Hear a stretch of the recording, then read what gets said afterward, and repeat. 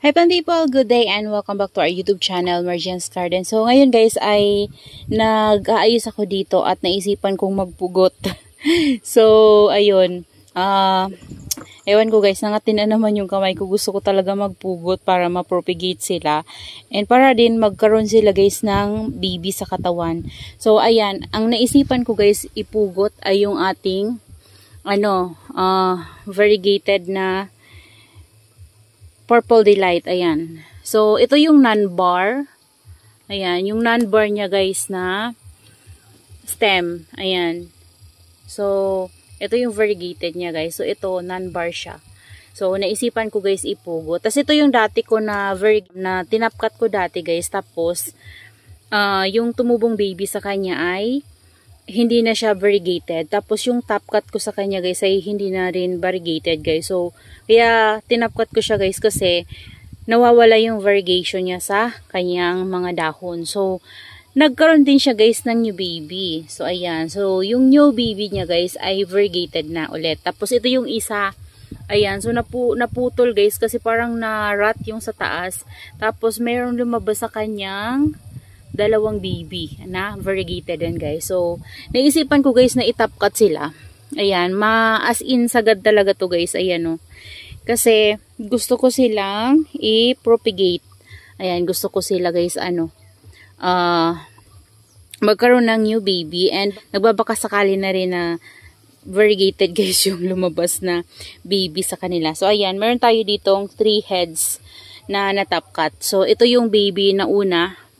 Tinapkat ko para if ever magkaroon siya ng new baby dito sa stem niya or dito din magkaroon siya sa stem na luma, yan yung pinakapuno niya, baka variegated din guys. And dun din sa non-var natin na stem ng ating variegated na Purple Delight. So yan guys yung Purple Delight na nabili natin before kay Ma'am Prenny Rose.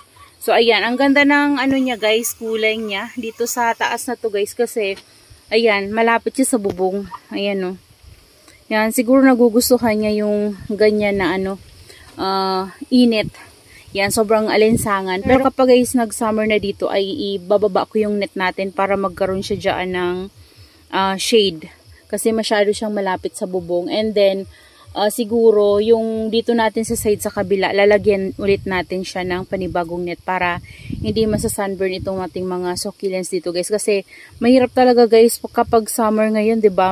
Sobrang na talaga, sobrang intense na talaga ng init compare ng mga nakaraang summer. So, kailangan talaga sila lagyan ng shade net. And then this one naman guys, ayan dito, ito yung Murasaki na galing kay Balangabang. Ayan, kay Ma'am Migs. So, ayan guys, pinutol ko yung dito niya at saka yung dito. So, ito kasi guys, yung mukha niya dyan sa ating potting mix. So, hindi talaga siya maiangat. So, kahit na naarawan na siya guys ng linggo, talaga guys yung mukha niya. Nandyan talaga nakatutok sa ating potting mix. Tapos, may inada ko dito. Ito yung nakalimutan ko kung white gypsy ata to guys. Ang tagal na nito sa akin. So, nandun siya sa labas. Inuod kasi to guys. So, makapal na sana to. Inuod. Ayan, yan na lang yung natira sa kanya. Tapos, ayan yung mga natira na rosette sa kanya guys. So, tinabi ko na lang dito. Ayan, baka sakaling maparami ko siya ulit. Kasi, dun banda guys sa lapag na paglalagyan ko sa kanya, plastic lang. And then, dun hindi ko talaga sila nakikita. So, ayan na lang yung natira. Inuod sila. So, tinabi ko na lang dito sa ating Murasaki. Ayan, ito na yung natapkat ko sa kanila guys. Ayan, nilagyan ko ng fungicide, ayan, detain. So, yan, nilagyan ko sila guys yung sugat. Ayan, so may roots naman na yan guys. May roots na itong ating na to. Pero, nadiligan ko to guys, one time pa lang. Yan, spray nga lang yun guys. Hindi talaga as in dilig sa puno. Kasi mahirap na baka ma-overwater natin kasi malaki yung pot niya, 'di ba? So kailangan mag-control tayo sa pag-water sa kanya. Ayan, dito naman banda guys. Ayan, nakapabili na ako guys ng mga pots. So ayan na. Buo na naman yung ating mga pots dito. Kasi 'di ba nakaraan nung nag-rearrange tayo, nilabas natin yung mga cactus. Ating lagayan dito guys sa kabila ay nilipat ko yung mga big pots natin na na iba na nandito nakalagay guys. So kaya naman nagkaroon tayo dito ng mga vacant. So ayan, nakapabili na ulit ako ng pots. Ayan, thank you sa asawa ko na nagbili ng pot. Ayan. So eto guys, yung ating mga bagong pots. And then eto, marami ako ditong nakuwang cuttings galing doon sa Purple Delight na dati natin na nandito sa garden guys. And yan yung Purple Delight na nasave guys nung summer. Yan na yung mga natira sa atin. Ayan, lumaki na nga to guys oh. So naisipan ko ulit sila guys i-cut kasi gusto kong magkaroon ng mga babies din yung mga dyan, no? Yung matatangkad, yan kinat ko. Ayan, kalbo na naman sila guys. And marami talagang babies sa ilalim. Yan yung mga lipropa natin. Marami yung mga babies na natumubo dyan guys. Tapos yung mga kinat natin, nagkaroon na rin ng mga babies. Mga 1, 2, 3, ganun yung mga babies na tumubo sa kanila. So, ginawa ko, kinalbo ko na lang sila guys para magkaroon sila ng space. Ayan. And then, para yung isang heads nila guys, maging 2 to 3 heads siya. So, mas magiging cluster siya guys kapag tumubo na yung mga babies niya. Tapos, lumaki na diba? So, ayan, kinat ko na sila. Tapos, ito na yung mga nakat natin. And ito, itatanim ko to sa separate pot. Yan. Siguro doon na guys sa medyo maliliit na pot kasi mahal kasi guys yung ganito na pot na super big talaga.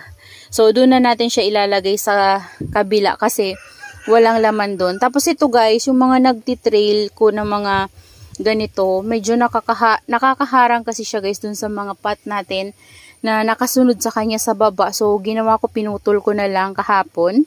Ayan. Ito yung ating mga Adolphi. Ayan, ito yung ating Adolphi.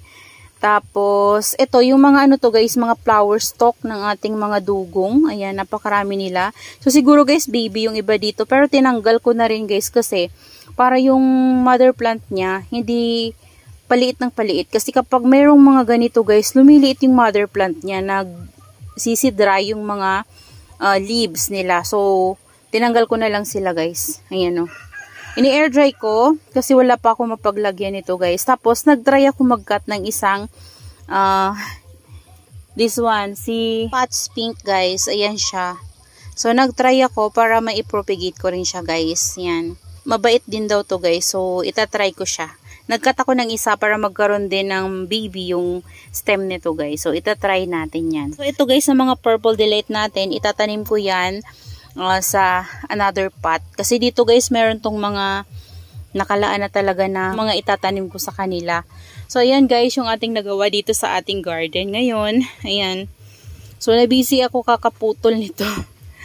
Ayan. So, ginamit ko guys ay yung ito. Ayan. Yan yung ginamit ko. Inisprayan ko muna siya ng alcohol and then saka ko nag-cut sa kanila. So, ito antayin natin guys. Bibigyan ko kayo ng update kapag nagkaroon sila ng mga babies na. Pero, yan lang guys yung ika-cut ko. Yung mga ganito natin, hindi na. Ayan. Kasi gusto ko tong maging malago dito guys sa ating garden. Kasi napakaganda talaga ng Super Balm. And, mga Super Balm kasi guys, na mahirap para sa akin na kapag kinat ko sila, na makarecover agad yun. So, yung mga dati ko kasi guys na Super Balm talagang subok ko na kasi dati ganito din kalalaki yung mga Super Balm ko and then ginawa ko kasi pinagka-cut ko before. So, ang tagal nila guys lumaki. As in, sa tagal ng panahon guys, ito o, tingnan nyo. Ilang taon na rin yung lumipas guys. Ganyan, kaliliit pa lang yung mga babies na binigay sa atin no. Ayan, ganyan pa lang sila kalalaki. So, nagsisimula pa lang sila guys mag-grow. Ayan, ito pa nga yung iba oh. Ayan. So, yung iba, mayroon tayong mga lipropa dyan. Lumalaki na rin. Pero, hindi sila, guys, fast grower. So, slow grower talaga yung ating mga Super Balm kapag, tinapkat natin, na inaantay natin silang magkaroon ng babies. Ayan. Pero, kapag ganito na, guys, ayan, malaki na sila. Hayaan nyo na lang yan, guys. Mabilis lang sila mabuhay. Mabait din si Super Balm, guys, dito sa lowland. So, nahirapan lang ako sa kanila. Sa lipropa, medyo mahirap din sila, guys, kasi mabilis silang ma-sunburn. Ayan. Tapos, matagal din lumabas yung kanilang babies. Hindi kagaya ng Purple Delight na super bilis lang talaga. Ayan. Kaya ito, hayaan ko na to guys na tumangkad sila. Kagaya nitong ating lumang super balm dito. Ayan, ito na yung napakatagal ko na super balm. Nabili ko pa to guys kay Ma'am Mercy ating. So, malalaki guys yung mukha nila. Ayan o. And super purple talaga guys sila dito. Ang nagugustuhan ko kasi guys kay super balm ay purple siya kahit na guys medyo mahina yung sunlight na nare-receive nila. Kapag nga medyo mahina talaga yung sunlight na nare-receive nila, parang feeling ko lalo silang nagpo-purple and then lalo silang nagkakaroon ng makapal na farina. So maganda sila kapag marami silang farina sa mukha, ayan, sa dahon. So kaya iingatan talaga natin yung farina. Kaso guys, itong akin, mga madungi sila kasi inisprayan ko sila ng Daytane, yan, fungicide guys, kasi panahon natin ngayon na palaging maulan, tapos minsan iinit. So, mabilis talaga magkaroon ng fungus yung ating mga succulents. So, hindi naman pwedeng mag-spray lang ako guys ng isa lang kasi mamaya yung iba nahawa na. So, magkakahawaan sila. So, dapat kapag nag-spray ako, dapat lahat talaga sila guys. Sprayhan ko para walang magkakahawa-hawa. Okay na rin yun sa akin guys kahit na madungis yung mukha nila. Basta buhay sila. Kasi kapag patay na yan sila guys, wala na. Hindi na natin yan guys mapaparami. So, okay lang na madungis sila basta buhay sila. And ano naman yan guys, tagal din naman guys, nawawala din naman yung Daytane. So, natatanggal din yun, yung mancha ng Daytane. And kapag tumutubo yung mga new leaves nila guys, natatakpan din yung ibang leaves nila. So, nawawala din yun. Kikinis din yan siya guys. Ayan, pero mas ma-recommend ko sa inyo guys na gumamit kayo ng ng fungicide na hindi talaga nagmamansya. Pero ako kasi guys, tinatry ko yung Tango, yan, systemic fungicide siya guys, and then Daytane. So yung Daytane talaga nagmamansya kasi kapag ginispray mo yan, talagang magkakaroon yan dyan ng color yellow, yan, tapos meron yung isang color blue, yan. So yun sila guys. So yun yung color ng ating Daytane. Pero okay lang yun guys, at least 'di ba? Safe sila at buhay sila. Okay lang na madungis.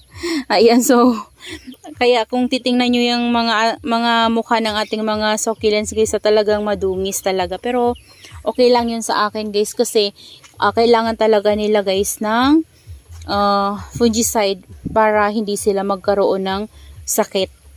Ayan, kasi kapag nagkaroon sila guys ng fungus, pwede silang mamatay doon. So kapag pinabayaan natin yun, lalala yun, tapos mamamatay sila. So, ayoko naman mangyari yun. So, mas maigi na mag-spray na lang tayo. Kahit madungisan sila guys, okay lang, diba? Kasi at least buhay sila. Ayan, pero mas maganda kasi guys kapag yung ating mga succulents ay sobrang kinis talaga. Kagaya nito sa pinaka-rosette niya. Pero so dito, banda guys, so tingnan nyo madungis. Kasi ito yung mga old leaves nila. Ayan, tapos dito naman kasi guys, hindi ako palaging nag-spray sa kanila sa mga leaves. So, bibihira ako mag-spray sa kanila sa mga leaves. Kaya naman, yung mga mancha ng ating Daytane, hindi yan guys agad-agad matatanggal. Yan, pero okay lang yan guys. Ayan no, sa tagal niyan guys, lumalabas yung mga new leaves nila. Nagiging maganda na ulit sila guys. Kasi ito na yung makikita natin sa pinaka-top. Ayan, hindi naman yan guys na uubos yung kanilang mga farina sa kanilang leaves. Pero nasa sa inyo yun guys kung ano yung gusto nyo sa inyong mga plants. Pero ako kasi yun lang din naman guys yung ko para sa kanila. Yung naisip kong paraan para ma-save ko sila guys sa sakit na fungus. So mahirap kasi guys yung fungus, 'di ba? So yun lang naman guys, share ko lang sa inyo yung ganap natin today. Ayan, para makita nyo rin kung ano yung ginawa ko dito sa ating mga succulents. Ayan. So, yun lang guys. Thank you for watching and see you on my next vlog. Happy gardening everyone. Bye-bye. Shoutout kay Ma'am Mary Jane Ramos, Baby Lina Sarita. Ayan. Hello sis. Ayan. Tapos kay Mama Donna TV, Sir Ernesto Gutlay, and then kay Sis Jamaica. Ayan. Lagi kong kausap Sis Jamaica tungkol sa ating mga succulents. Ayan. Hi sis. Mega love shoutout. So, ayan guys. Sa lahat ng ating mga viewers, silent viewers, at laging sumusuporta sa ating YouTube channel at nag-aabang ng ating mga videos. Thank you so much po. And hanggang dito na lang guys.